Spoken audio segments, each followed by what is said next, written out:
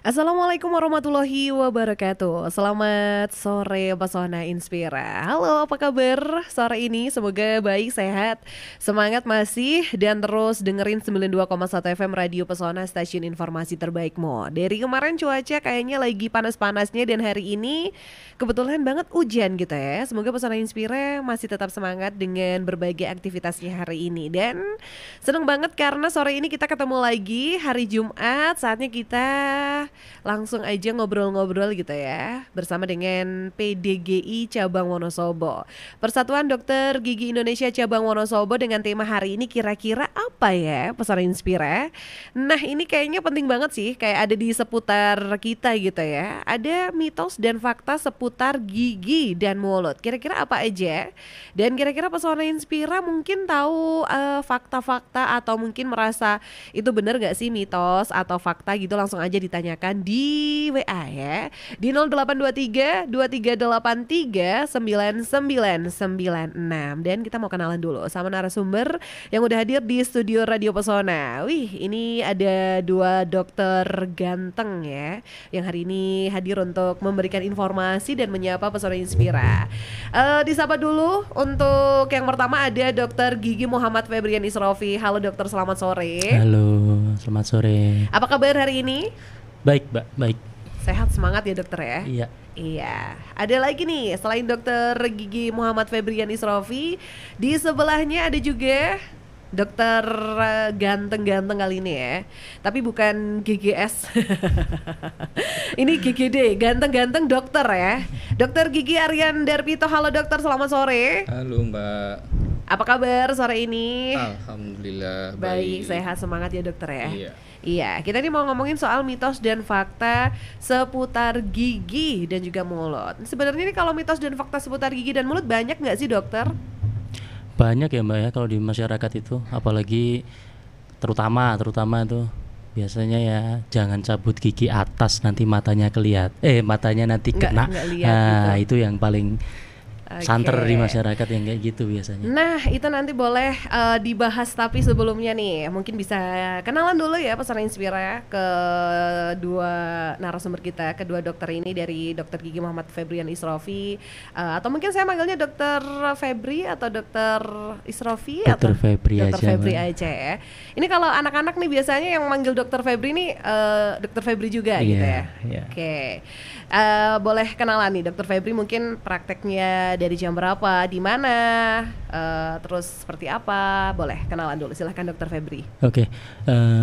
Kalau saya praktek pagi itu di Puskesmas Kaliwiro.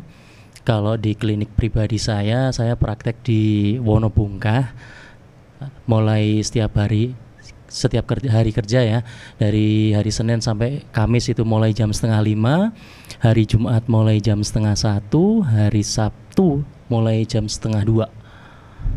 Oke. Tapi kalau di klinik pribadi saya by appointment, jadi daftar dulu lewat WA, nanti dapat jam periksa, baru bisa dilayani, seperti itu. Oke, ini artinya setiap hari ada prakteknya ya dokter Ya, ya? betul sekali. Kecuali hari Minggu ya? Hari Minggu Atau mungkin ada janji dulu nih? tergantung janji ya. Oke.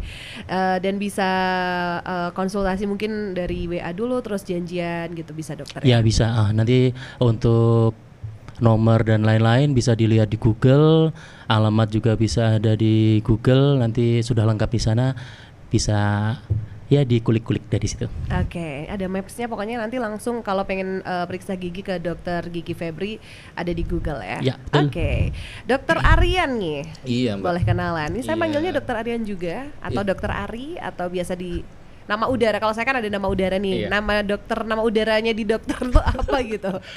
Kalau biasanya pasien sih manggilnya Dokter Aryan ya, tapi kalau teman-teman biasanya manggilnya Dokter Darpito. Oke. Jadi ada Dokter Aryan dan Dokter Darpito lah Iya. pokoknya. Dan Dokter Aryan sendiri untuk prakteknya di mana nih dokter? Kalau boleh tahu. Untuk praktek sehari-hari saya untuk pagi ya Mbak, jam kerja saya berdinas di Puskesmas Kejajar 1. Itu mulai jam 8 sampai jam 2. Lalu ada di Garung, Klinik Budi Wahyu itu Kali Kalang. Itu setiap hari, tetapi by janjian ya. WA biasanya. Karena kalau stay di sana itu cuma hari Selasa sama Kamis. Lalu satu lagi di depan PKU itu praktek mandiri bersama sama dokter Elisa. Untuk jamnya jam 2 sampai jam 4 kalau yang di Kalikalang. Kalau yang di bawah itu biasanya jam 4 sampai jam 6. Oke, ini ada praktek sendiri-sendiri nih Pesona Inspira, mungkin seputar Kaliwiro, seputar Wonobungkah. Ini bisa yang deket nih ya, bisa ke dokter Febri, atau yang Garung, Kertek ini bisa ke dokter Aryan gitu. Tapi nggak hanya seputar situ aja, seputar Wonosobo pokoknya dimanapun mau konsultasi masalah gigi bisa nih cari keduanya, di Google juga sudah ada. Nah sebelum kita ngomong tentang mitos dan fakta seputar gigi dan juga mulut, sebenarnya seberapa penting sih kita menjaga kesehatan gigi dan mulut itu seperti apa? Silakan dokter Febri atau dokter Arya nih? Dokter Febri mungkin. Oke. Gimana nih dokter Febri? Seberapa penting sih gitu ya, sebelum kita ngomongin tentang mitos dan fakta, seberapa penting sebenarnya kita menjaga kesehatan gigi dan mulut gitu? Kalau dibilang penting ya pasti penting ya, soalnya gigi kan juga termasuk bagian dari tubuh ya. Apalagi zaman now ini proyeksinya orang-orang yang profesional mau cari pekerjaan sekarang mulai mulai diperiksa giginya itu seperti apa. Kalau dulu kan cuma militer ya, polisi, TNI seperti itu yang dicek kesehatan giginya. Kalau sekarang ini kebanyakan perusahaan juga sudah mulai melek di situ. Itu berarti sudah mulai ada ada perhatian khusus ya dari perusahaan atau tempat pemberi kerja. Karena apa? Ketika orang ada masalah gigi, itu pasti akan mengganggu produktivitas dari seseorang tersebut. Misalnya paling kecil aja lah, di anak sekolah. Ada anak sekolah sakit gigi, nangis terus akhirnya tidak sekolah. Sama halnya di orang dewasa, ketika dia sakit gigi akan mengganggu produktivitasnya, tidak fokus pekerjaannya, sehingga outputnya pun jadi tidak bagus. Makanya akhir-akhir ini untuk kesehatan gigi dan mulut di bidang pekerjaan mulai diperhatikan seperti itu. Yang lain pun sama, karena penelitian terakhir ya untuk bakteri-bakteri yang menyebabkan gigi berlubang, infeksi gigi, dari penelitian terakhir juga berhubungan dengan organ tubuh yang lain. Misalnya orang dengan penyakit jantung ternyata ada hubungannya dengan bakteri yang ada di dalam mulut. Jadi kalau dibilang penting, gigi itu penting. Karena pintu pertama dari semua yang ada di dalam organ dalam itu ya dari mulut. Makanan, minuman, kemudian bernafas pun ada kontribusinya dari mulut itu ada. Jadi kalau pintu pertamanya aja sudah tidak sehat, ya kemungkinan dalam-dalamnya pun pasti akan ada gangguan. Mungkin seperti itu dulu, Mbak. Oke, ternyata ini menjaga kesehatan gigi dan mulut itu sangat penting. Gak cuma untuk kesehatan aja gitu ya, bahwa dikatakan dokter Febri ini berkaitan gitu ya antara organ tubuh yang lain juga. Dan ya zaman sekarang juga bener sih, perusahaan-perusahaan ini kalau mau melamar pekerjaan juga kayak kesehatan gigi juga sangat penting gitu. Nah ke dokter Arya nih, nah bagaimana nih cara-cara kita untuk bisa menjaga kesehatan gigi, karena tadi disebutkan dokter Febri penting gitu. Nah gimana nih dokter? Ya pastinya semua orang sudah tahu ya Mbak, cara standarnya untuk menjaga kesehatan gigi, menjaga gigi biar giginya nggak berlubang itu gimana ya. Standarnya ya itu gosok gigi rutin. Untuk waktunya kapan sih waktunya yang gosok gigi yang benar? Waktunya gosok gigi yang benar itu pagi setelah sarapan sama malam sebelum tidur. Nah sekarang ada pertanyaan nih Mbak buat Mbak. Kalau sarapannya jam 10 gimana Mbak? Saya gosok giginya pagi dokter. Yang sering di Indonesia itu kan memang budayanya kan sarapan jam 10 ke atas. Nah, itu mungkin bisa di Mbak, Siasati ya solusinya. disiasati dengan setelah makan nanti mungkin kumur air putih. Oke. Berarti kalau makan atau sarapan jam 10 nih jangan minum es teh ya dokter ya? Iya, ya sebenarnya nggak apa-apa sih, asal nanti di samping es teh ada air putih, mungkin Oke. seperti itu ya. Nah ini tadi kita udah kayak kenalan sama dokternya, juga udah tahu bagaimana pentingnya menjaga kesehatan gigi. Nah kita mulai tentang mitos dan fakta seputar gigi dan mulut. Kalau tadi dokter Aryan mengatakan bahwa air putih ya habis makan. Nah ini mitos atau fakta nih dokter ya. Kalau misalnya habis makan panas, misalnya nih soto, bakso gitu ya, lalu minum es, itu apakah akan mengganggu kesehatan gigi? Fakta atau mitos gitu? Untuk setelah makan panas memang kebiasaannya seperti itu ya Mbak. Wah, Ya biasanya kayak apalagi gitu makan ya. makan bakso, wah setelah itu minumnya es teh atau es jeruk, wah itu nikmat banget tuh. Tapi memang itu tidak disarankan, karena apa? Karena nanti bisa menimbulkan cracking ya, namanya cracking. Ya cracking itu nanti bisa berakibat pada gigi, berakibat pada keluhan. Biasanya keluhan yang paling sering tuh apa? Ngilu. Nah, ngilu itu paling yang sering terjadi kalau kebiasaan setelah makan panas langsung kita seruput tuh air dingin. Mungkin seperti itu. Oke, ternyata ini fakta ya dokter ya. Iya. Karena kan bisa menimbulkan cracking pada gigi. Oke, ke dokter Febri nih. Dokter Febri tadi mengatakan kalau gigi yang atas dicabut nih bisa buta atau nggak bisa melihat. Itu mitos atau fakta nih dokter? Itu sangat-sangat mitos. Oh itu sangat-sangat mitos ternyata ya. Kenapa nih dokter? Ya, jadi dari dulu ya, dari kami pendidikan pun itu yang menjadi PR buat kami para dokter gigi ya utamanya itu, karena mitos itu sudah ada di masyarakat dari zaman dulu seperti itu. Kemudian secara penelitian pun tidak ada hubungan syaraf gigi langsung dengan organ tubuh yang lain. Kita bikin gampang gini aja Mbak, kalau misalnya memang ya pencabutan gigi terutama atas menyebabkan masalah di organ mata misalnya, itu yang paling gampang aja, pasti dari pemerintah sudah melarang pencabutan gigi. Itu yang pertama, karena apa? Berbahaya kan seperti itu. Kemudian yang kedua, mungkin banyak dokter gigi yang sudah disomasi masyarakat ya, karena banyak masyarakat yang sudah cabut gigi akhirnya matanya kena kan ya, kayak gitu. Kemudian di seluruh dunia pun juga tidak melarang dilakukan pencabutan gigi, tapi memang pencabutan gigi itu harus dilakukan dengan hati-hati. Hati-hatinya gimana? Harus dilakukan pemeriksaan awal terlebih dahulu, kemudian memenuhi persyaratan atau indikasi pencabutan atau tidak, kondisi umum, kesehatan umum seorang pasien itu memenuhi syarat atau tidak. Kalau memang dari syarat-syaratnya terpenuhi semua, pencabutan gigi itu it's fine, nggak ada masalah seperti itu. Dan pencabutan gigi pun sudah tidak seperti zaman dulu. Karena apa? Ilmu kedokteran, terutama kedokteran gigi ya, itu kan makin lama kan makin berkembang. Jadi penelitian terbaru seperti itu kan terus dilakukan. Jadi nggak kalau bahasa Wonosobonya ajek gitu ya, nggak ajek di ilmu yang zaman dulu.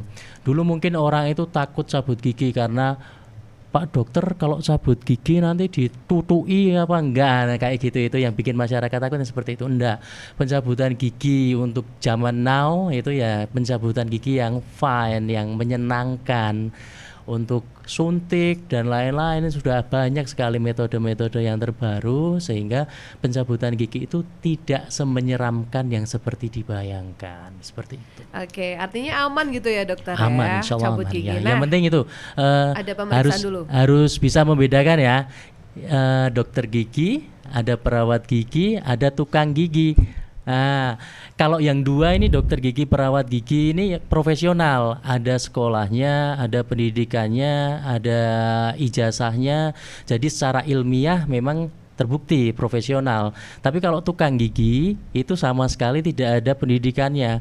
Mau dibuktikan secara sertifikasi apapun, ya memang tidak ada. Pendidikan tukang gigi itu tidak ada. Jadi kalau ada masyarakat yang ditawari pencabutan gigi selain di orang yang profesional di bidangnya, ya jangan dilakukan, karena hal-hal tersebut yang mungkin bisa menjadikan mitos beralih menjadi sebuah fakta seperti itu. Oke, ini harus di tangan yang tepat gitu ya dokter Yes, ya. betul sekali. Nah ini kalau misalnya tadi cabut gigi yang atas itu untuk menjadi buta itu adalah mitos. Yes. Nah apakah kalau misalnya lagi sakit gigi itu tidak boleh dicabut?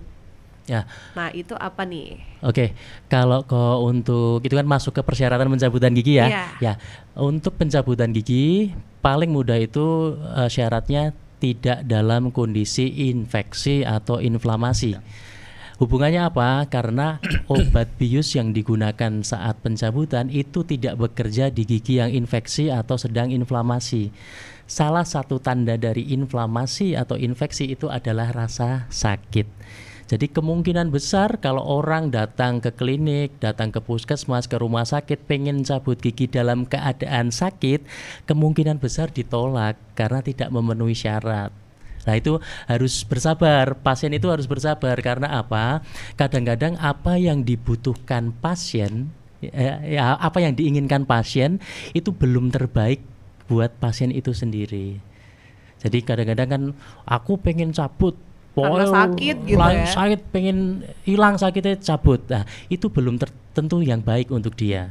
Nah, makanya dilakukan pemeriksaan yang teliti, kemudian komunikasi, ya dijelaskan apa yang akan dilakukan, maksudnya apa, itu maksudnya apa, biar pasien itu juga paham kondisinya dia itu seperti apa, kenapa sih saya kok tidak bisa dilakukan pencabutan seperti yang saya mau sekarang itu, kenapa, nah, alasannya di situ nanti seperti itu. Oke, kalau yang bohong nih misalnya dokter, apakah tetap ketahuan juga nih? Kalau dokter pasti tahu sih ya, kayak misalnya sakit tapi ngakunya nggak sakit nih biar dicabut gitu. Oke. Kalau di kedokteran ya, kedokteran gigi maupun kedokteran umum, apapun tindakan medis, terutama tindakan pembedahan ya, gigi kan juga termasuk tindakan pembedahan, itu kami sebelum melakukan tindakan itu ada yang namanya informed consent. Informed consent itu artinya persetujuan tindakan ya. Jadi kalau misalnya ada pasien yang ngapusi lah ya bahasanya ya, kalau ada yang ngapusi, diperiksa dan lain-lain, nggak sakit dok, nggak sakit, padahal dia bohong, sebelum dilakukan tindakan kan dia tanda tangan tuh persetujuan ya. Nah, kalau misalnya kok memang saat prosedurnya sakit, dok kok sakit cabut giginya dan lain-lain, katanya cabut gigi itu nggak sakit dan lain-lain, nah dia sudah tanda tangan paling tidak di situ. Jadi mau dituntut secara apapun karena dia sudah menyetujui, sudah tanda tangan, itu ya kami sudah lepas tangan kan seperti itu. Jadi ya diharapkan sisi kooperatif juga dari pasien ketika kok dia membutuhkan pertolongan tentang kesehatan giginya, ya dia juga harus menceritakan sebenarnya apa yang dia lakukan seperti itu. Gitu ya Mas Aryan ya? Iya. Oke, nah ini semoga bisa menjadi pembelajaran untuk Pesona Inspira juga gitu ya. Kalau sakit harap bersabar terlebih dahulu gitu, jangan pengen instan tiba-tiba giginya hilang dan sakitnya hilang. Justru itu nanti malah akan menambah sakit-sakit. Yes, Biar betul. lebih sakit gitu Iya, kan betul, dokter Mbak. ya. Oke, nah ke dokter Aryan nih, dokter nih, apakah mitos atau fakta air garam bisa jadi pertolongan untuk mengurangi rasa sakit gigi? Kalau air garam mengurangi rasa sakit itu bisa. Karena apa? Biasanya itu pengaruh ke pH dari rongga mulut. Kalau pH dari rongga mulut, misalkan nih orang sakit gigi itu kan pasti males ya Mbak, mau apa ya, gosok gigi atau apa gitu kan males. Nah otomatis pH di rongga mulut itu bakal asem. Nah air garam fungsinya apa? Penetral, biar enggak asam. Mungkin kalau beberapa waktu, enggak sampai harian nih Mbak ya. Jadi setelah kita kumur air garam hangat, terutama biasanya air garam kasih air hangat, kasih garam sedikit, mungkin bereaksi. Tapi kalau digitukan terus juga enggak bakal reaksi. Mau kumur air garam 1 galon pun enggak bakal jadi ya Mbak. Mungkin seperti itu gambarannya. Oke, artinya nih kalau hanya mengurangi sesaat ini masih Mungkin bisa, fakta mungkin, ya. iya. Tapi untuk menghilangkan rasa sakit gigi tuh nggak mungkin enggak ya. mungkin. Mau segalon pun tetap Iya. justru nanti malah jadi darah tinggi ya karena Iya. mungkin ketelan gitu air garamnya ya. Dan Mungkin pertolongan pertama ya. Pertolongan Iya. Pertolongan mungkin. pertama ketika belum bisa ke fasilitas kesehatan, mungkin bisa dilakukan seperti itu. Oke, ini Pesona Inspira ternyata juga air garam ada fakta lah ya untuk mengatasi pertolongan pertama sakit gigi selama kita belum sempat atau belum bisa ke fasilitas kesehatan. Dan selanjutnya nih, mitos atau fakta makan manis bisa menyebabkan gigi berlubang.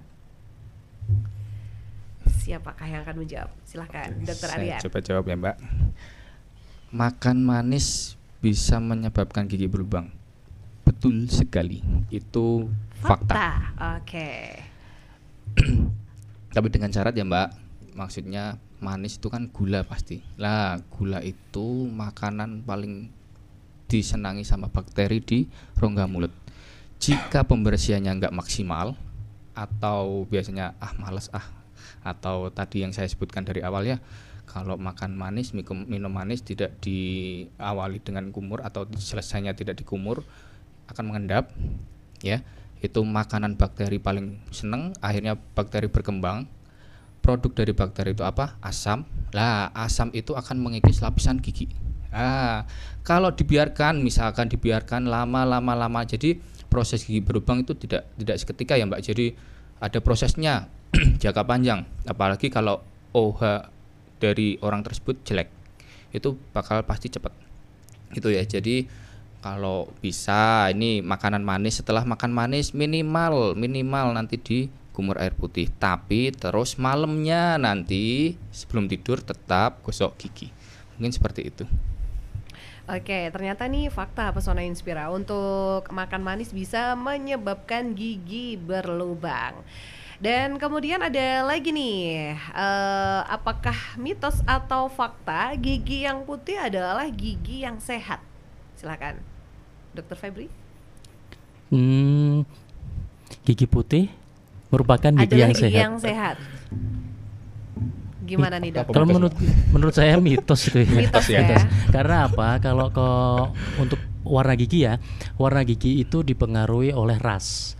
Jadi kalau ras mongoloid ya, mongoloid, deutero Melayu seperti itu, memang warna giginya itu cenderung lebih ke kuning dengan profil muka yang lebih konveks berarti ya, cembung ya. Jadi agak maju kayak gitu. Itu memang untuk ras dari mongoloid, deutero Melayu seperti itu. Kalau untuk ras Kaukasoid itu barat gitu ya, itu memang giginya putih-putih, kemudian profil mukanya itu flat, datar. Itu memang seperti itu. Jadi kalau dibilang gigi putih itu gigi yang sehat, belum tentu. Mitos kalau menurut Mitos saya ya. Gigi Oke. kuning tapi tidak berlubang itu malah sehat. sehat kayak gitu. Oke, ini artinya kayak gigi juga seperti ibarat kayak kulit juga gitu ya, tergantung rasnya tadi seperti Ya, yang dokter ya, sampaikan gitu. Jadi Pesona Inspira jangan bahagia dulu kalau misalnya giginya putih, belum tentu sehat kalau belum periksa Yes, gitu. yes. Oke, selanjutnya nih, mitos atau fakta menyikat gigi dengan bulu sikat yang keras membuat gigi lebih bersih. Gimana nih? Tadi gimana Mbak? Mitos atau fakta menyikat gigi dengan bulu sikat yang lebih keras membuat gigi lebih bersih. Mungkin kalau membuat gigi lebih bersih mitos ya Mbak ya. Mitos ya. Iya, karena kebersihan gigi itu waktu menyikat itu ditentukan dari efektivitas menyikatnya, bukan bukan seberapa sering ya Mbak. Kadang kan ada tuh yang Pak, saya sudah gosok gigi sehari 5 kali tuh, tapi kok tetap lubang aja ya Pak. Nah itu kadang ada, Pak saya itu gosok gigi cuma 2 kali atau sekali, tapi kok giginya bagus ya Pak. Nah itu tergantung dari efektivitas menyikatnya. Kalau tekniknya ya Mbak, kalau teknik itu sebenarnya kalau diteorikan itu banyak, teknik tuh banyak, ada macam-macam, ada ya. Teknik apa tuh lupa tuh saya tuh, banyak tuh. Tapi yang paling umum itu biasanya menggunakan teknik roll. Jadi memutar memutar untuk bagian depan. Efektivitasnya seperti itu. Kalau misalkan nih, Pak, saya di rumah itu kalau nggak pakai bulu sikat yang yang keras itu kurang mantep, Pak. Gimana, Pak? Ya, monggo. Itu pilihannya pasien ya. Tapi memang tekniknya harus diperbaiki, harus efektif. Tekniknya gimana? Ya itu roll. Ada juga teknik yang menyikat searah tumbuh gigi. Sambil dikenakan gusinya sedikit, dipijat gusinya, itu bisa. Ada lagi. Terusan jangan lupa nih Mbak, biasanya yang paling sering kelewat itu bagian rahang bawah yang menghadap lidah. Itu paling sering. Lah gimana sih kalau nggak dibersihkan gimana Pak? Akhirnya nanti biasanya numpuk karang. Ya biasanya kalau kita lihat pasien tuh biasanya paling banyak depositnya di mana? Ya di bawah lidah. Karena apa? Karena paling jarang dibersihkan dan paling susah. Mungkin seperti itu. Oke, ternyata Mbak, boleh silakan. Untuk sikat gigi ya. Untuk sikat gigi kalau saya itu edukasi ke pasien tuh, saya kadang bilang gini, kalau nyikat gigi ya, karena kebiasaan orang Indonesia itu kebiasaan sikat gigi itu kalau ndak kenceng, ndak mumplu, itu ndak bersih ya, itu padahal salah semua yang seperti itu. Kebiasaan sikat gigi dengan kekuatan yang keras, dengan cara yang salah, itu akan menyebabkan pengikisan dari lapisan gigi. Dan gigi itu kan benda hidup, dia di dalamnya itu ada selnya, ada syarafnya seperti itu ya. Jadi dia benda hidup. Jangan disamakan kayak WC. Kalau ngosei WC itu memang harus kenceng, kalau nggak kenceng nggak bersih kan seperti itu. Kalau gigi enggak, gigi itu dengan kekuatan yang mantap. Intinya gini aja, semua permukaan gigi kena bulu sikat itu pasti sudah bersih. Karena apa? Kalau dikembalikan ke agama ya, sedikit ya, saya kan muslim ya. Zaman dulu Nabi itu sikat gigi hanya pakai siwak. Udah pernah lihat siwak kayak apa? Belum. Siwak itu hanya batang kecil lah ya, batang kecil dipotek gini aja udah bisa patah kayak gitu. Siwak itu juga bersih. Zaman Nabi dulu beliau membersihkan pakai siwak. Siwak pun tidak keluar busanya, orang mumpluk gitu ya. Jadi hanya kebiasaan orang Indonesia aja ya. Kalau kok ndak kenceng, ndak mumpluk, rasanya nggak bersih lah. Itu adalah mitos ya, berarti ya. Faktanya apa? Membersihkan gigi itu ya dengan cara yang perlahan, dengan kekuatan yang mantap, dengan teknik yang benar, itu sudah cukup seperti itu. Iya, yang penting tekniknya benar gitu ya dokter ya. Betul. Ya. Daripada kalau misalnya pakai yang lebih keras, mungkin malah gusinya juga kalau kena juga kasihan gitu ya. Tapi memang kelenturan bulu sikat itu memang diciptakan ada itunya Mbak, ada gunanya memang. Kan kalau dibungkus sikat gigi itu ya, kodenya kan ada soft, medium, hard. Nah, itu disesuaikan dengan kondisi pasien dulu seperti apa. Kalau giginya sehat, gusinya sehat, ya jangan pakai yang keras, malah gusinya beredel semua kan kayak gitu itu. Jadi ketika kau pengen tahu saya itu cocoknya pakai bulu sikat yang seperti apa sih, coba dikonsultasikan dulu ke dokter gigi. Seperti apa sih kondisi mulut saya, sehingga pemilihan bulu sikatnya pun akan tepat. Gimana kita bisa tahu kalau kita nggak tahu kondisi kita seperti apa kan kayak gitu. Main ke klinik itu kita juga seneng kok. Kita seneng itu nggak harus apa-apa cabut enggak. Mainlah ke klinik, konsultasi, cerita-cerita gitu, it's okay. Malah lebih menyenangkan yang seperti itu daripada kok sekali-sekali langsung cabut. Jadi image-nya kan kita kan jadi mengerikan kan kayak gitu. Oke. Jadi kayak yang penting tahu kayak edukasi tentang gigi itu penting juga gitu ya dokter ya. Betul. Jadi ke dokter gigi tuh nggak harus melulu cabut gigi kalau sakit, tapi juga periksa itu katanya juga 6 bulan sekali kan. Jadi Pesona Inspira jangan takut untuk konsultasi ke dokter gigi. Nah, ini udah ada beberapa pertanyaan juga yang masuk. Untuk Pesona Inspira yang mau tanya-tanya untuk seputar seputar mitos dan fakta seputar gigi dan mulut, atau mungkin ingin menyapa dokter, ingin kenalan juga boleh. Silahkan di 0823 2383 9996. Nanti untuk pertanyaan yang udah masuk kita tanyakan, tapi kita akan break sejenak. Kita akan kembali sesaat lagi, tetap di dialog hari ini bersama dengan PDGI, Persatuan Dokter Gigi Indonesia Cabang Wonosobo. Ada Dokter Febri dan juga Dokter Aryan, dan saya minta akan kembali sesaat lagi. Dialog hari ini. 92,1 FM Radio Pesona, stasiun informasi terbaikmu. Balik lagi nih, kita masih bersama dengan Pak Dokter.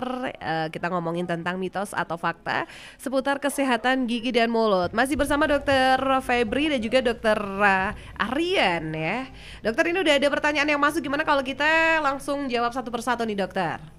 Oke, ini yang pertama ada Ibu Nirmala. Ibu Nirmala menyapa Dokter Febri dan Dokter Aryan. Selamat sore dokter. Sore Ibu Nirmala. Iya, mau tanya nih, mitos atau fakta katanya ibu hamil tidak boleh ke dokter gigi. Ya, ini harusnya ke bidan sih ya. Tapi kalau sakit gigi gimana gitu? Kalau ibu hamil nggak boleh ke dokter gigi ya saat hamil, itu hoax ya, itu mitos ya Mbak ya. Jadi monggo ke dokter gigi. Ibu hamil tidak dilarang ke dokter gigi. Kalau itu memang ada keluhan, monggo jangan ke dokter gigi itu, biar nggak apa, untuk menghindari membeli obat sembarangan karena ada hubungannya sama kehamilan. Jadi di masa hamil itu tidak boleh kan ya Mbak, nggak boleh obatnya itu nggak boleh sembarangan ngasih ya. Kita takarannya juga ada, jenisnya juga harus ada sendiri. Jadi tidak serta-merta sakit gigi tinggal ke apotek aja lah. Biasanya kan apotek sering tuh menyediakan obat-obat yang paketan, itu sebenarnya keliru ya, itu malah bahaya ya. Jadi nggak boleh ke dokter gigi ya itu mitos. Monggo kalau memang ada keluhan di giginya langsung diperiksakan. Tapi untuk tindakannya itu nanti juga kita lihat-lihat hamilnya di TM berapa. Biasanya kalau di ilmu kita itu ya Mbak, itu kalau ibu hamil itu biasanya kalau di trimester 1 itu memang tidak ada tindakan. Ada tindakan tapi hanya sederhana. Di TM2 boleh ada tindakan tapi tetap sederhana. Dan di TM3 kita sebisa mungkin untuk menghindari tindakan. Gitu mungkin. Oke, jadi biar tidak salah dan tidak mengkonsumsi obat sembarangan, nggak apa-apa kalau ke dokter gigi gitu ya. Iya. Oke, dan selanjutnya nih ada pertanyaan dari Ibu Ririn di stasiun. Selamat sore dokter, mau tanya untuk usia balita, usia minimal untuk cabut gigi berapa? Karena ada yang gigi sudah mulai gupis atau mungkin mau ganti gigi. Nah, mungkin ini bisa dijawab. Oke, Bu Ririn ya. Iya. Halo Bu Ririn. Jadi mencoba menjawab ya Bu Ririn. Untuk balita ya, pertama boleh dilakukan pemeriksaan kapan dulu ya. Untuk pemeriksaan gigi dan mulut itu sedini mungkin, itu lebih bagus. Mitos di masyarakat juga ada yang gini, Bu, putrane kok mboten gopes, mengke gigine dadi elek. Itu mitos Mbak. Malah kalau bisa ya gigi, meskipun gigi susu ya tetap sehat, jangan sampai berlubang. Itu mitos, kalau yang seperti itu ya. Mitos. Malah kadang-kadang kan ibu-ibu tuh ada yang meri, dokter nih kok anake kula kok gigine mboten sami gopes, padahal kanca-kancane gopes. Harusnya ibu bersyukur Bu, gigi ibu, anak ibu tuh sehat kayak gitu. Iya, ini sebenarnya ibu-ibu yang sirik aja yang anak-anak giginya gupis ya. Kemudian untuk masalah pencabutan ya, pencabutan gigi pada anak itu indikasinya pertama ketika fase pertumbuhan gigi penggantinya sudah mulai. Kapan waktunya? Rata-rata gigi permanen pertama yang tumbuh itu rata-rata usia 6-7 tahun. Itu dimulai di gigi depan bawah. Rata-rata ya kadang ada yang 5 tahun sudah mulai tumbuh, 7 tahun, 8 tahun baru tumbuh ada, tapi rata-ratanya itu di 6-7 tahun. Boleh dicabutnya pun itu indikasinya ketika giginya kesundulan. Kesundulan itu artinya apa? Gigi susunya belum lepas, gigi penggantinya udah nongol tuh. Nah, itu yang baru boleh dicabut. Kalau hanya sekedar masih goyang-goyang kayak gitu, belum kesundulan, kalau saya belum menyarankan untuk langsung dicabut. Pergantian gigi secara alami itu lebih bagus sebenarnya. Karena apa? Nanti letak giginya akan benar-benar berada di bawahnya gigi susunya gitu loh. Jadi kalau orang tua di sini kok punya keluhan anaknya giginya mulai goyah tuh, disuruh saja semakin digoyah sendiri, didorong pakai lidah, ditekan pakai jari, digoyang-goyang dengan aktivitas seperti itu akan semakin merangsang gigi yang di bawahnya itu untuk semakin cepat tumbuh. Jadi jangan buru-buru dicabut juga. Pergantian gigi secara alami itu lebih bagus tanpa harus dicabut. Tapi itu catatannya, ketika sudah goyah kok tidak lepas-lepas gigi penggantinya nongol, segeralah dicabut. Oke. Gitu. Yang alami nih dokter Ya, ya. yes. Terus kalau giginya berlubang, kalau gigi depan kan jarang berlubang ya. Kalau gigi belakang berlubang, gigi susu dicabut gimana? Kalau kok masih bisa dilakukan perawatan, masih bisa dipertahankan, lebih bagus gigi susu itu dipertahankan. Karena apa? Nanti kalau gigi-gigi belakang tuh rata-rata usia nanti penggantinya itu di usia 10 tahun baru ganti itu. Ketika dicabut belum saatnya, nanti gigi permanennya tidak ada pemandu tumbuhnya. Malah yang terjadi apa? Giginya tumbuhnya berantakan. Kemudian apa? Nanti giginya itu bergerak tuh ngisi celah yang kosong. Nah, ketika kok memang memutuskan pengen cabut biar ben anaknya kula mboten sakit-sakitan, oke, kita cabut gigi susunya, tapi siap nggak dilakukan perawatan ortodontik anak? Siap nggak? Ada tuh kawat gigi yang untuk menjaga kayak gitu, itu ada untuk anak-anak.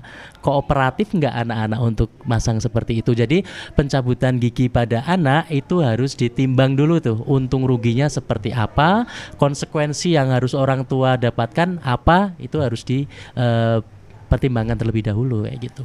Jadi ini orang tua nggak usah panik kalau misalnya gigi anak udah mulai goyang ya. Nah, anak saya juga sama tuh, di gigi depannya sekarang lagi goyang, malah udah maju ke depan itu. Biar Saya alami bilangnya ya, aja. udah Kak, didorong-dorong aja sendiri biar lepas, orang gigi penggantinya belum tumbuh kayak gitu. Oh gitu, biar lepas sendiri Iya. kecuali kalau Iya. gigi penggantinya udah tumbuh gitu. Jadi untuk para bunda-bunda nih biasanya yang agak-agak suka parno atau panik nih, nggak usah panik kalau misalnya agak-agak goyang, biar nanti kalau bisa lepas sendiri gitu ya. Tadi Yes. seperti Dokter Febri katakan, didorong pakai lidah atau digoyang-goyang, digoyang-goyang pakai jari nggak apa-apa ya dokter Nggak apa-apa, ya? nggak masalah. Gitu aman. Asal Oke. asal jarinya bersih loh mbak. Nggak habis main tanah langsung goyang-goyang Iya. jari, infeksi nanti. Pakai jari sendiri, jangan jari bapaknya itu ya. Iya.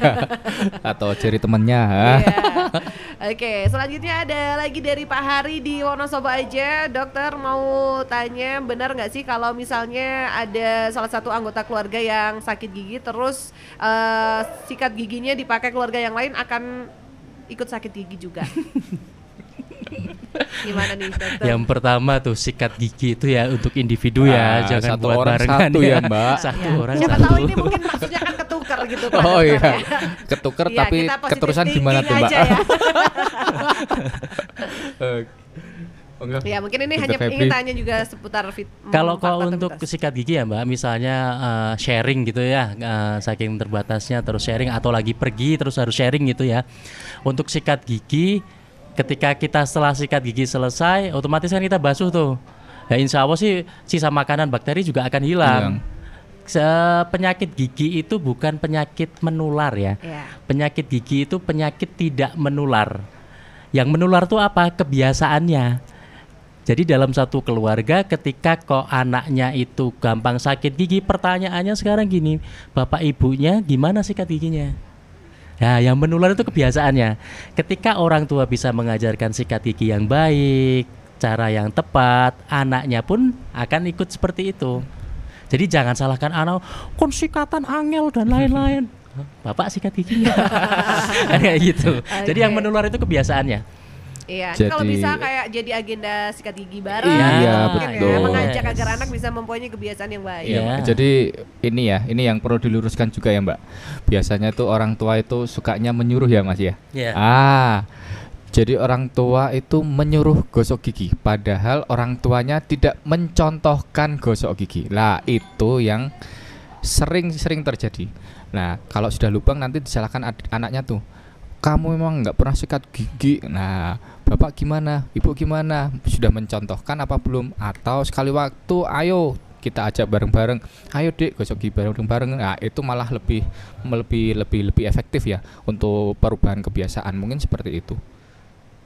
Oke, jadi ini adalah kebiasaan-kebiasaan yang memang perlu dirubah menjadi kebiasaan-kebiasaan baik. Oke, kemudian ada Ibu Yanti mau tanya juga nih ya, dokter, kalau misalnya sakit gigi tapi kok cenut-cenutnya di hati, ya bukan, tapi kok cenut-cenut sampai kepala itu, sampai sakit kepala, sakit gigi sampai sakit kepala itu gimana nih? Kalau sakit gigi sampai sakit kepala itu memang sering keluhan pasien yang konsultasi ke saya gitu, seperti itu ya Mbak. Jadi ini sakit gigi kok jalarnya sampai kepala, kenapa dok? Nah memang terutama biasanya gigi atas ya, gigi atas. Karena apa? Karena penjalaran sarafnya itu sampai di daerah sekitar kepala. Jadi kalau memang infeksinya sudah akut banget tuh, udah radang banget, memang biasanya disertai dengan gangguan sakit kepala. Jadi seperti itu. Jadi memang ada hubungannya, tetapi tidak langsung ya Mbak, karena memang sarafnya itu penjelarannya di sekitar kepala. Jadi mungkin bisa sakit gigi plus sakit kepala double, kecuali sakit hati ya Mbak. Itu beda ya. Kalau ditanya lebih baik sakit gigi apa sakit hati gimana dok? Kalau orang-orang biasanya jawab mendingan sakit hati dok. Oh, gitu. Iya, soalnya sakit gigi kenapa? Karena nggak bisa makan seharian. Nah itu. Tapi kalau bisa jangan semuanya ya Pesona Inspira. Oke, ada lagi nih pertanyaan. Dokter, benarkah pasta gigi yang berfluoride bisa mencegah gigi berlubang? Ya, Silakan. betul sekali ya. Betul sekali. Karena kalau yang jelas ini ilmiah tuh rasanya boring ya. Yang jelas itu fluoride itu memang menguatkan gigi, dan semua pasta gigi di pasaran itu pasti mengandung fluoride. Jadi nggak usah terlalu fanatik lah dengan satu merek gitu ya. Semuanya sama kok. Yang terpenting itu cara sikat giginya seperti apa, waktunya seperti apa, itu jauh lebih penting daripada hanya sekedar fanatik terhadap satu produk aja kayak gitu. Oke, artinya nih semua pasta gigi sebenarnya aman digunakan, tinggal caranya kita aja bagaimana gitu ya Yes. dokter Iya, ya. Gitu. Sama mungkin menambahkan ya Mbak. Silakan dokter. Jadi pasta gigi untuk dewasa tidak bisa digunakan untuk anak-anak. Itu harus dipisah karena kandungan fluoride untuk anak-anak sama dewasa itu beda ya kebutuhannya. Jadi nggak bisa terus disamaratakan, satu rumah satu pasta gigi untuk semuanya. Nggak kayak gitu. Jadi anak-anak sendiri dan dewasa sendiri gitu ya. Terus ya mungkin itu ya. Sama itu Mbak, ini pasta gigi yang beredar di pasaran itu sudah diuji ya Mbak. Jadi itu sudah melalui uji, akhirnya keluar SNI-nya juga. Jadi ya itu benar kata Dokter Febri, itu tidak usah terlalu fanatik sama pasta gigi A, B, C, D, E. Semua yang beredar di pasaran itu insya Allah sudah sesuai standar. Oke, sudah sesuai standar, hanya dibedakan untuk yang dewasa dan anak-anak aja iya, gitu. betul. Oke, ada lagi pertanyaan dari Mas Alan. Mau tanya, tadi Dokter Febri mengatakan siwak, saya jadi teringat oleh hadis Nabi yang berbunyi, jika tidak memberatkan bagi umatku, maka aku akan menyuruh mereka untuk bersiwak setiap hendak sholat. Nah, ini bagaimana pandangan dokter tentang hadis Nabi tersebut untuk bersiwak setiap hendak sholat? Karena ini kan mungkin sholat 5 kali sehari gitu. Ya. Kira-kira seperti apa nih dokter? Nah ini kalau tentang siwak ini saya ingat waktu zaman pendidikan dulu, saya kan di Universitas Muhammadiyah Yogyakarta tuh pernah disuruh bikin kajian yang hubungannya dengan kesehatan gigi kayak gitu. Saya angkat ini juga sama. Jadi memang hadis itu ada memang seperti itu. Yang kita ambil adalah apa? Nabi pun juga memperhatikan tentang kesehatan gigi dan mulutnya. Beliau kalau kok mau sholat itu beliau bersihkan dulu giginya menggunakan siwak. Kalau kok aplikasinya di zaman sekarang tuh ada ustadz gitu yang ngajarin kalau waktu wudhu itu sekalian digosok dalamnya, itu juga ada yang seperti itu karena terinspirasi dengan aktivitas Nabi. Kalau beliau mau sholat langsung dibersihkan dulu pakai siwak. Sama halnya saat sebelum akhir hayat beliau. Sebelum akhir hayat beliau beliau di pangkuannya Aisyah, beliau minta siwaknya dari kantongnya, beliau bersihkan dulu sampai ajalnya pun tiba. Nah itu pentingnya di situ. Nabi aja segitunya gitu loh. Menjaga kebersihan gitu ya. Ya. Oke, tapi ini mungkin ya itu tadi yang disampaikan. Misalnya pas lagi berwudu kayak menggosok giginya dengan jari atau mungkin seperti bersiwak itu masih oke ya. Tapi kalau pakai sikat gigi terus-menerus pasta gigi itu gimana nih dokter? Kalau selama digunakannya sesuai dengan anjuran itu sih tidak ada masalah. Jangan ditelan dan lain-lain untuk anak-anak ya. Kalau tertelan itu tidak masalah. Tapi ditelan itu yang jadi masalah ya. Jadi kalau tertelan itu sebenarnya tidak masalah ya anak-anak. Jadi sikat gigi sama yang saya tekankan juga sama. Sikat gigi tidak melulu harus pakai pasta gigi. Sikat gigi tanpa pasta gigi pun itu bersih seperti itu. Oke. Ada lagi nih, Alfi mau tanya ke dokter. Ini kayaknya sih mitos nih dokter, kalau gigi susu yang lepas dibuang ke genteng biar cepat tumbuh. Nah, sebenarnya yang pengen ditanyakan proses tumbuh gigi agar gigi tumbuh dengan sehat, tidak hanya tumbuh cepat tapi tumbuh sehat seperti apa? Tapi itu mitos ya dokter ya, bener ya? Apa? Buang gigi susu ke genteng, yang gigi bawah ke genteng itu cepat tumbuh, itu mitos ya? Mitos. Mitos sekali itu, sangat mitos sekali. Oke, mungkin bisa dijelaskan untuk proses tumbuh agar gigi ini tumbuh dengan sehat gitu. Kadang-kadang mitosnya kan juga sama, nanti ditaruh di bawah bantal, nanti di bawah peri gigi kayak gitu. Peri gigi. Mitos ya, jadi gigi itu proses pergantiannya memang seperti itu. Jadi ketika kok gigi sudah mulai mengalami kegoyahan, itu tandanya gigi sudah mulai akan berganti. Ketika kok lepas, ya sudah, gigi susunya itu ya sudah selesai, usianya sampai segitu saja. Jadi tidak harus dibuang ke genteng atau disimpan di bawah bantal gitu, tidak masalah. Kalau kok mau setelah cabut gigi diminta mau dibawa pulang, mau buat koleksi gitu sih tidak masalah, malah daripada kok dibuang-buang seperti itu. Jadi sangat-sangat mitos ya itu ya. Ya, jadi tumbuh gigi ini memang dari asupan makanan yang bergizi juga gitu ya dokter ya? Kalau untuk benih gigi itu kan sudah ada saat seseorang itu di dalam kandungan. Jadi benih-benihnya itu sudah ada ya. Itu kuncinya di ibu hamil tuh di situ. Kalau pengen anak-anaknya giginya sehat, tulangnya sehat, kuat ya, kalsium harus tercukupi saat sedang hamil.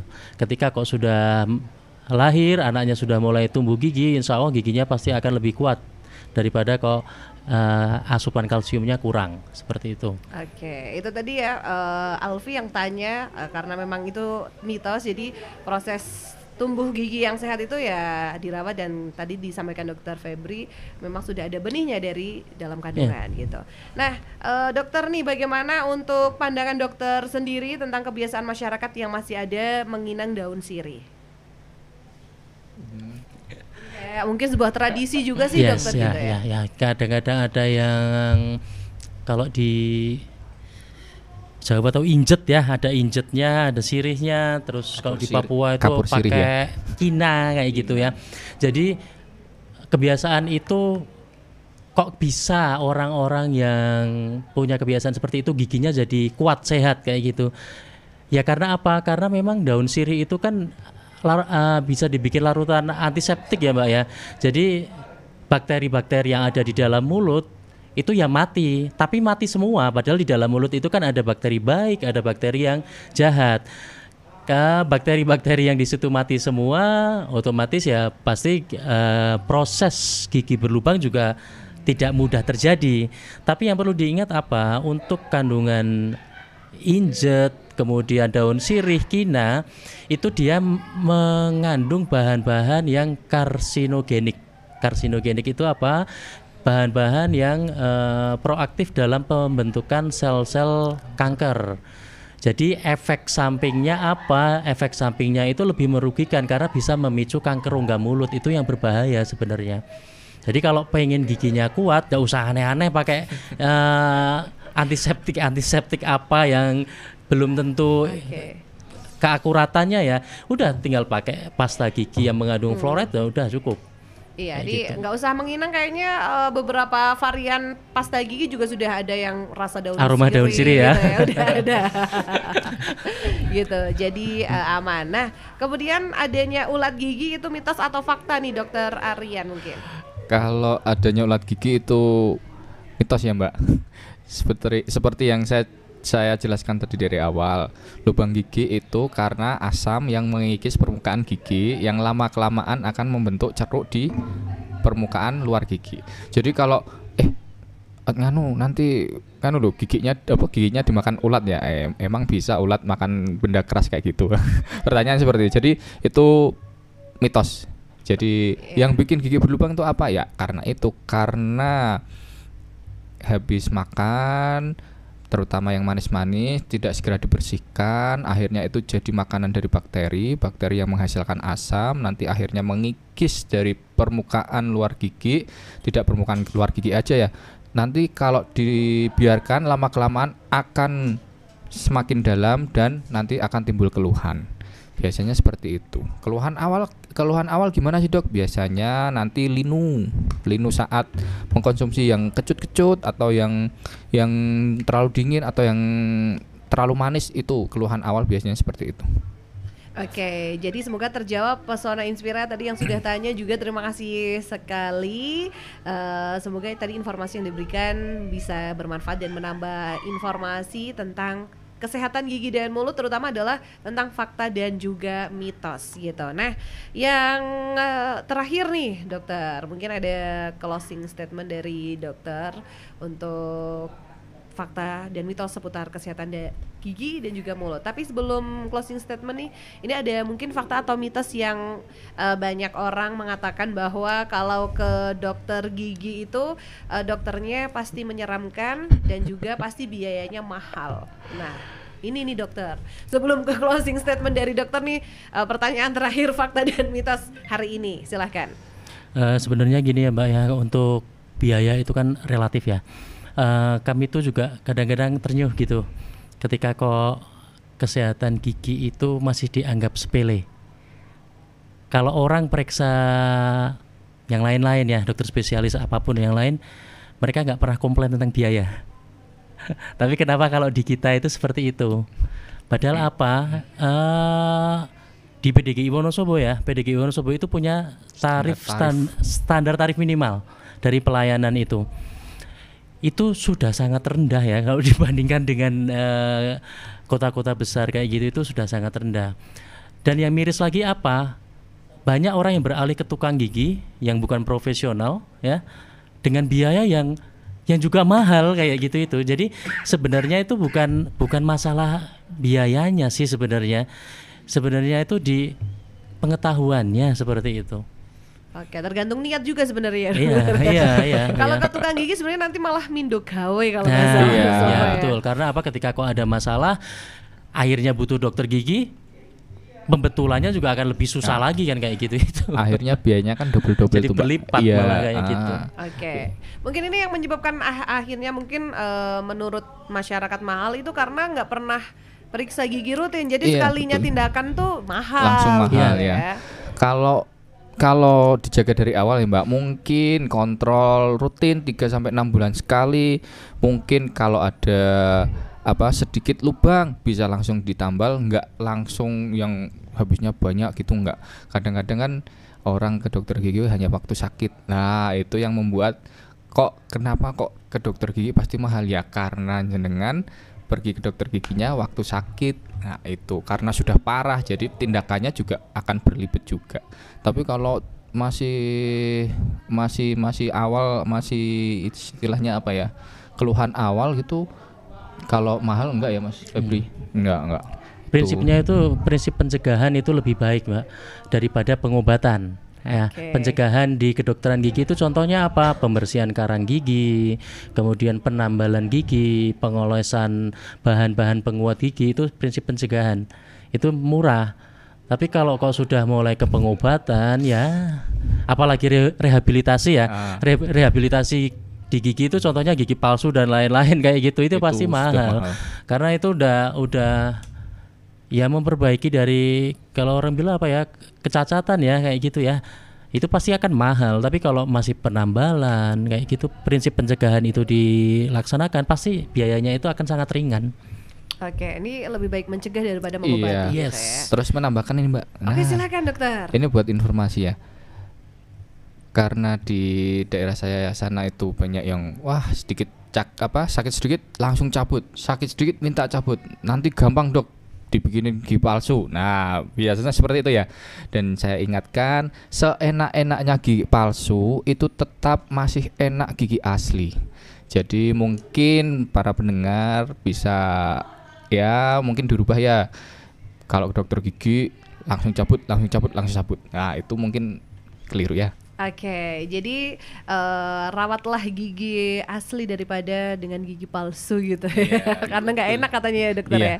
Oke, dan langsung saja ini sebenarnya saya juga masih pengen tanya-tanya nih dokter, tapi karena waktunya kita sudah habis gitu ya, jadi silahkan closing statement dari masing-masing narasumber, dari dokter Aryan atau dokter Febri dulu terkait dengan tema kita hari ini, fakta dan mitos seputar kesehatan gigi dan mulut. Silakan.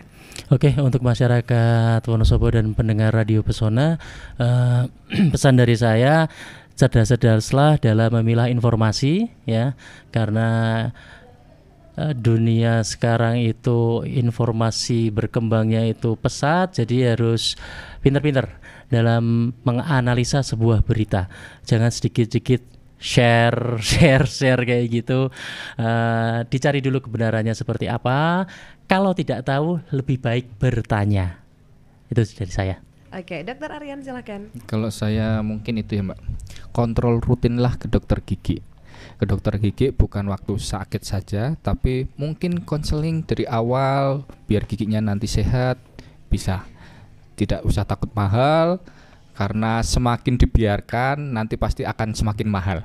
Mungkin itu. Iya, itu tadi pesan Inspira, luar biasa sekali informasi dari dokter Febri dan juga dokter Aryan. Terima kasih sekali dokter untuk informasinya. Sama-sama.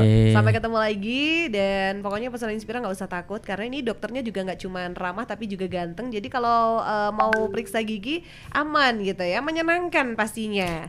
Jadi bisa ke dokter Febri atau dokter Aryan ya. Nggak usah takut. Dan demikian obrolan kita bersama PDGI kali ini. Sampai ketemu lagi untuk dokter Febri dan juga dokter Aryan. Sekali lagi terima kasih dan sampai jumpa.